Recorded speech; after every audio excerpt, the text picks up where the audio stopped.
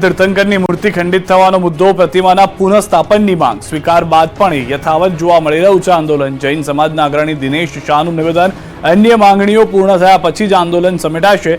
આવતીકાલે મળનારી બેઠકમાં લેવાશે નિર્ણય। પ્રતિમાઓ હટાવનાર જવાબદારો સામે કાર્યવાહીની માંગ। 500 વર્ષ જૂની મૂર્તિઓ તૂટતા જૈનો લાલઘુમ, પ્રતિમાઓને પુનઃસ્થાપિત કરવા સરકારનો આદેશ। પાવાગઢ મહાકાળી મંદિરના જૂના પગથિયાની બાજુમાં સ્થાપિત કરાયેલી 500 વર્ષ જૂની જૈનોના તીર્થંકર નેમિનાથની પ્રતિમાઓને પાવાગઢ મહાકાળી મંદિર ટ્રસ્ટ દ્વારા કાઢી લેવામાં આવતા સમગ્ર જૈન સમાજમાં તેના ઘેરા પ્રત્યાઘાત પડ્યા છે। શહેરમાં જૈન સમાજ લાલઘુમ થઈ ગયો છે। આ સમગ્ર ઘટનાની જાણ જૈન સમાજને થતા સુરતમાં મોટી સંખ્યામાં જૈન સમાજ એકત્ર થયો।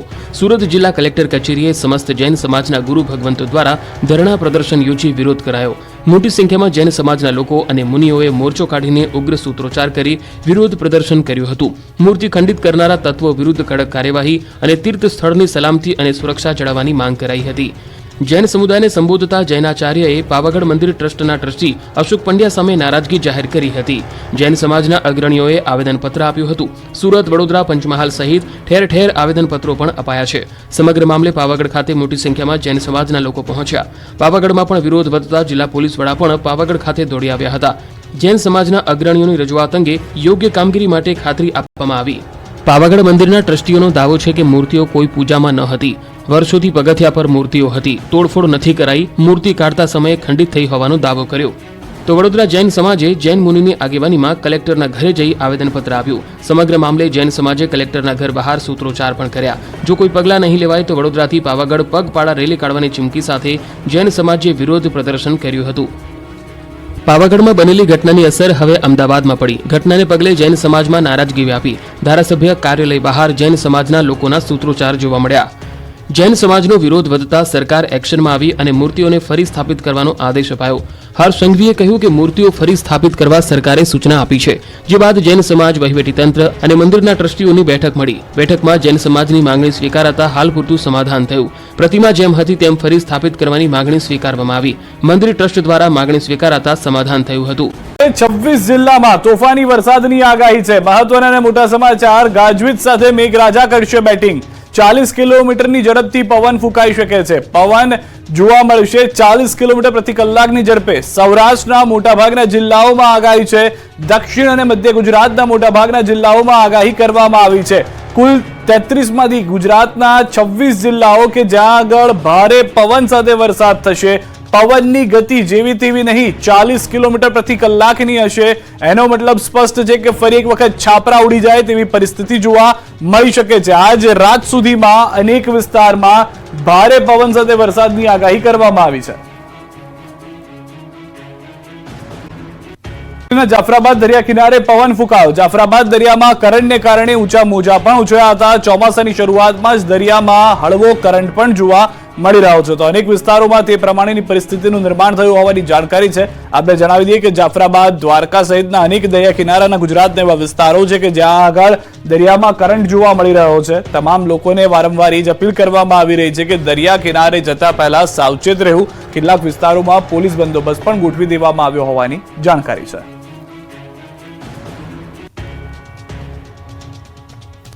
જેમાં અમરેલીના જાફરાબાદનો પણ દરિયો સામેલ છે કે જ્યાં પણ પોલીસ બંદોબસ્તને લઈને ટૂંક સમયમાં તૈયારીઓ જોવા મળશે। દરિયામાં કરંટને કારણે અનેક વિસ્તારોમાંથી લોકોને જતા અટકાવવામાં આવી રહ્યા છે। વચ્ચે દ્વારકાનો દરિયો બન્યો તોફાની, લોકોએ કર્યું જીવલેણ સ્નાન। ઉછળતા મોજાના દ્રશ્યો છે દ્વારકાના દરિયાના। દ્વારકામાં ભારે વરસાદ અને આંધી વંટોળની અસર દરિયામાં પણ જોવા મળી રહી છે। દ્વારકાનો દરિયો તોફાની બન્યો છે। દ્વારકાના દરિયામાં ઊંચા ઊંચા મોજા ઉછળી રહ્યા છે।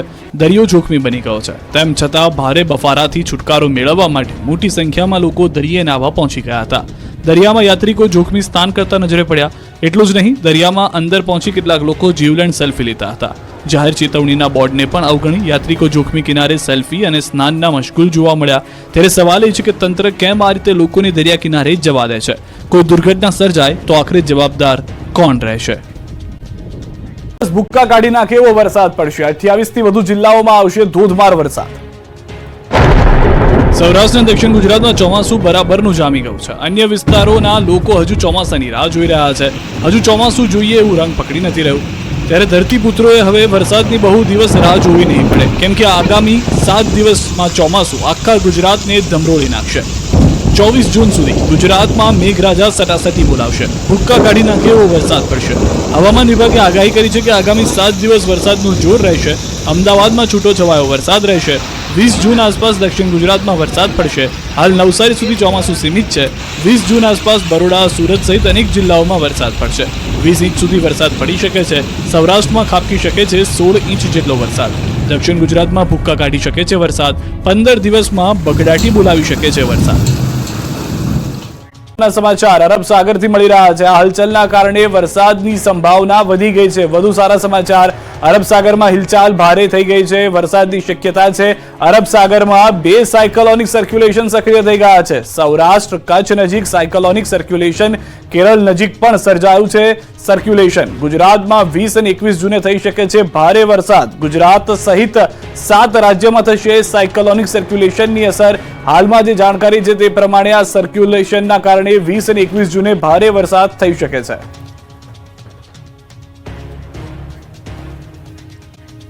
મેઘરાજા મહેરબાન, લાઠી અને બાબરા પંથકમાં મુશળધાર વરસાદ. લાઠીના હરસુરપુર અને ઉપરવાસમાં ધોધમાર વરસાદ. બાબરાના વાંદળિયા, લુણકી સહિતના ગામે ધોધમાર વરસાદ. લાઠીની ગાગડિયા નદીમાં પૂરની સ્થિતિ. પ્રથમ વરસાદે જ ગાગડિયા નદીમાં નવા નીર આવી ગયા છે. હરસુરપુરના ગામ નજીક જ ગાગડિયા નદી પરનો ડેમ છલકાઈ ગયો છે. સૌરાષ્ટ્રના અનેક એવા વિસ્તારો છે કે જ્યાં આગળ નદીઓમાં પૂર આવી ગયા છે. કેટલીક નદીઓ બે કાંઠે પણ થઈ ગઈ છે.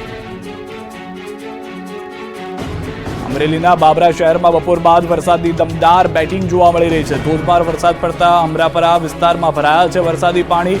ધોધમાર વરસાદને કારણે રોડ પાણીમાં ગરકાવ થઈ ગયા છે. વરસાદ પડતા લોકોને ગરમીથી રાહત અનુભવાય છે. અનેક જગ્યાએ પૂર જેવી પરિસ્થિતિ તે માટે થઈ ગઈ છે, કારણ કે એક સાથે એટલો વરસાદ થઈ રહ્યો છે કે પાણીનો નિકાલ થઈ નથી શકતો અને તે દરમિયાન અનેક વિસ્તારોની અંદર જળજમાવ થઈ જાય છે. આ તરફ બોટાદની વાત કરીએ. ગઢડા શહેરમાં મેઘરાજાની એન્ટ્રી. ઢસા રોડ, બોટાદનો જાપો, ત્યારબાદ ઉગામેડી રોડ વિસ્તારમાં વરસાદ થયો છે. દિવસભરની ગરમી બાદ સાંજ પડતા વરસાદ જોવા મળ્યો. ઠંડક પ્રસરી ગઈ. વરસાદની રાહ જોતા ખેડૂતોમાં પણ આનંદ પ્રસરી ગયો છે, કારણ કે ચોમાસું આવી ગયાની જાણ ખેડૂતોને થઈ, પરંતુ વરસાદ તેઓ નહોતો આવી રહ્યો, જે હવે જોવા મળી રહ્યો છે. બોટાદના દ્રશ્યો. ગઢડા શહેરમાં મેઘરાજાની એન્ટ્રીના કારણે અનેક વિસ્તારોમાં જળજમાવ જોવા મળ્યો. ગ્રામ્ય વિસ્તારની અંદર ખેડૂતો ખુશખુશાલ હતા.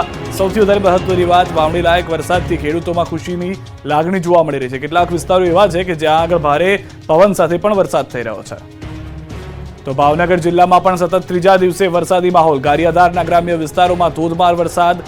5 ટોબરા, માનવિલાસ, મોટી વાવડી, સુખપરમાં વરસાદ. સુરનગર, ચોમલ, માનગઢ, વેળાવદર, વિરડીમાં પણ વરસાદ. મોરબા, નવાગામ, લુવારા, ખોડવદરી, રતનવાવમાં પણ વરસાદી માહોલ જોવા મળી રહ્યો છે. તો પરવડી સહિતના વિસ્તારમાં ધીમી ધારે વરસાદ. ઉપરવાસમાં ભારે વરસાદને કારણે શેત્રુંજી નદીમાં નવા નીર આવી ગયા છે. કેટલાક વિસ્તારોમાં ભારે વરસાદને કારણે જળજમાવની પરિસ્થિતિનું પણ નિર્માણ જોવા મળી રહ્યું છે. રાજ્યના છેવાડે આવેલા વલસાડના ઉમરગામ અને આસપાસના વિસ્તારમાં પણ ધોધમાર વરસાદ વરસ્યો છે. દિવસભર વાદળછાયા વાતાવરણ અને અસહ્ય બફારાના માહોલમાં સાંજના સમયે અચાનક જ વરસાદ શરૂ થયો હતો અને થોડી જ વારમાં ઉમરગામના રસ્તાઓ પાણી થઈ ગયા હતા. અચાનક આવેલા વરસાદને કારણે નોકરી ધંધા પરથી ઘરે જતા વાહન ચાલકો અને રાહદારીઓ પણ મુશ્કેલીમાં મુકાઈ ગયા. તો બજારોમાં પણ, પાથરના વાળાઓમાં પણ વરસાદી બચવા દોડધામ મચી ગઈ હતી.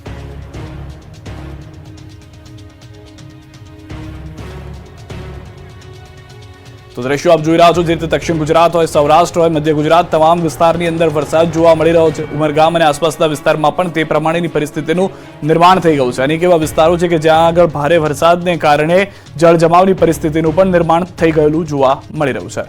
ચોમાસાએ કરી જમાવટ. ગોંડલથી લઈને ગીર સોમનાથ સુધી વરસાદની સટાસટી. ગોંડલમાં સતત ચોથા દિવસે વરસાદે ધમાકેદાર એન્ટ્રી કરી છે. ગોંડલ અને ગામડાઓમાં સવારથી જ વરસાદે જમાવટ કરી. ગોંડલના દેરડી, કુંભાજી, સુલતાનપુર, ધુડેશ્રિયા, કમઢિયા સહિતના ગામડાઓમાં કડાકા ભડાકા સાથે વરસાદ પડતા રોડ પાણી થયા. ગ્રામ્ય વિસ્તારમાં 1.5 ઇંચથી વધુ વરસાદ ખાબકતા ખેતરોમાં પાણી ભરાઈ ગયા હતા. ભારે બફારા બાદ મેઘરાજાએ સટાસટી બોલાવતા ખેડૂતો ખુશ થયા. તો વલસાડ જિલ્લામાં વરસાદી માહોલ જોવા મળ્યો. ધરમપુર અને કપરાડા તાલુકામાં ભારે વરસાદથી નદીઓ ગાંડીતૂર બની. કપરાડાના શિલધા નજીકથી પસાર થતી ચવેચા નદીમાં પણ નવા નીર આવ્યા હતા. પ્રથમ વરસાદમાં જ નદીના પાણી થોડા સમય સુધી કોઝવે પરથી પસાર થતા જોવા મળ્યા હતા. આ બાજુ ગીર સોમનાથ વિસ્તારમાં પણ વરસાદે ધમાકેદાર એન્ટ્રી મારી છે. વેરાવળમાં ભારે વરસાદના કારણે લોકોને બફારાથી છુટકારો મળ્યો છે. આ બાજુ ધોરાજીમાં પણ મેહુલિયાએ ધબધબાટી બોલાવી. ધોરાજીમાં અસહ્ય ઉકળાટ બાદ વરસાદ તૂટી પડતા ધરતીપુત્રો ખુશ થઈ ગયા. સારા સમાચાર છે. અમરેલી પંથકમાં વરસાદ થયો છે. સૌરાષ્ટ્રની અંદર અનેક વિસ્તારોમાં વરસાદ હજી પણ યથાવત રહેશે તેવી પરિસ્થિતિ. સૌરાષ્ટ્રમાં જામી ગયું છે ચોમાસું. એમાં પણ અમરેલી અને ભાવનગર પંથકમાં વરસાદ સટાસટી બોલાવા લાગ્યો છે. ત્યારે અમરેલીના લાઠી શહેર અને ગામડાઓમાં ભારે વરસાદ પડ્યો. સતત ચોથા દિવસે સુસવાટા મારતા પવન સાથે તોફાની વરસાદ પડ્યો. બપોર બાદ અચાનક વાવડી લાયક વરસાદથી ખેડૂતોમાં ખુશીની લહેર છવાઈ. કડાકા ભડાકા સાથે વરસાદના આ દ્રશ્યો છે સાવરકુંડલા, લાઠી અને લીલિયાના. અમરેલીના ગ્રામ્ય પંથકમાં ધીમી ધારે વરસાદ શરૂ થયો. વીજળીના કડાકા ભડાકા સાથે સાવરકુંડલા બાદ લાઠી, લીલિયામાં વરસાદ ખબકતા ગામડાઓમાં રોડ પર પાણી વહેતા થઈ ગયા. આ બાજુ ભાવનગર જિલ્લામાં પણ મેઘરાજાએ મંડાણ કર્યા. પાલીતાણા પંથકમાં મેઘરાજાએ સટાસટી બોલાવી. ઘેટી, દુધાળા, નાનીમાળ, કંજરડા, આદપુર, સેજડિયા, ખીજડડિયા, મોખડકા, માલપરા, ભારાકીંબા, મઢડા સહિતના પંથકમાં વરસાદથી ખેડૂતો ખુશખુશાલ થઈ ગયા. રાજકોટ પંથકમાં પણ સતત ચોથા દિવસે વરસાદે બેટિંગ કરી. ન્યારા સહિતના ગામોમાં વરસાદ જામ્યો. રાજકોટમાં સતત ચોથા દિવસે વરસાદથી વાતાવરણમાં ઠંડક ફેલાઈ. તો ડાંગમાં પણ વરસાદે જમાવટ કરી. આહવા, વઘઈ સહિતના વિસ્તારોમાં ધનાધન વરસાદ પડ્યો. વરસાદને કારણે ખેતરોમાં વાવેલ પાકને નવજીવન મળ્યું. વરસાદી માહોલમાં ડાંગનું આહલાદક વાતાવરણ જોવા મળ્યું. તો રાજપીપળામાં મેઘરાજા મહેરબાન થયા. વરસાદી માહોલથી ખેતરો તરબોળ બન્યા. ખેડૂતોમાં ખુશીની લહેર જોવા મળી. વાવણી માટે રાહ જોતા ખેડૂતોને આશા બંધાઈ.